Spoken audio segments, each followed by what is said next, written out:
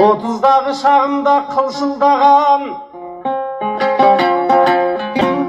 қарлығаш қиғаш қарап тұрсың маған. Жаңа ғана әсеммен айтыстым ғой, көрдіңдер ғой ауырып ырсылдаған.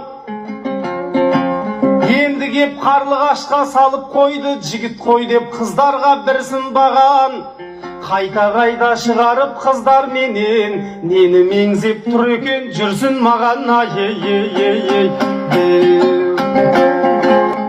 Қарлығаш қал жайыңды сұрап алам, сөзімді жіберейін сыналаған. Көптен бері көрінбей кетіп едің, кезім жоқ еді саған ұнамаған.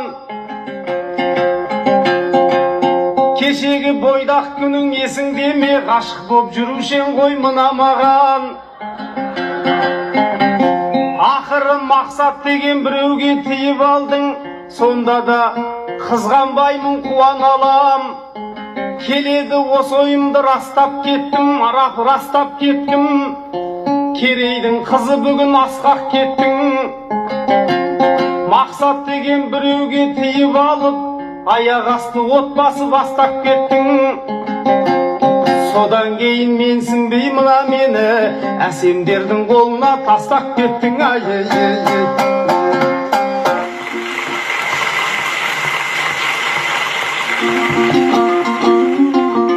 Мақсатжан ойың биік, тілің жетік, ақынсың сөзін айтар шымыр етіп. Ағайын сізбен бізде арман жоғау, отырған астананы тұғыр етіп.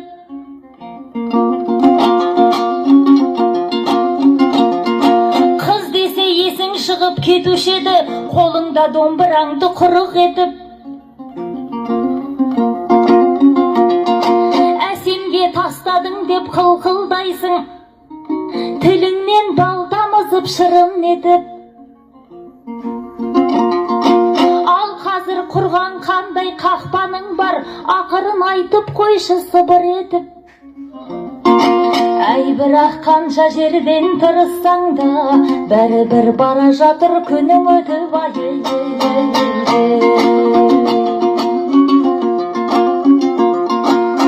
Жүректің түкпірінде бір түн етіп, кеудемнен ұшырайын жыр түлетіп. Сөзіммен сел екпініммен жел тұрғызам, айтыстың ақ аспанын күркіретіп. Жалыным сені мақсат шарпып кетер, өтпесем жыр жаңбырын сіркіретіп.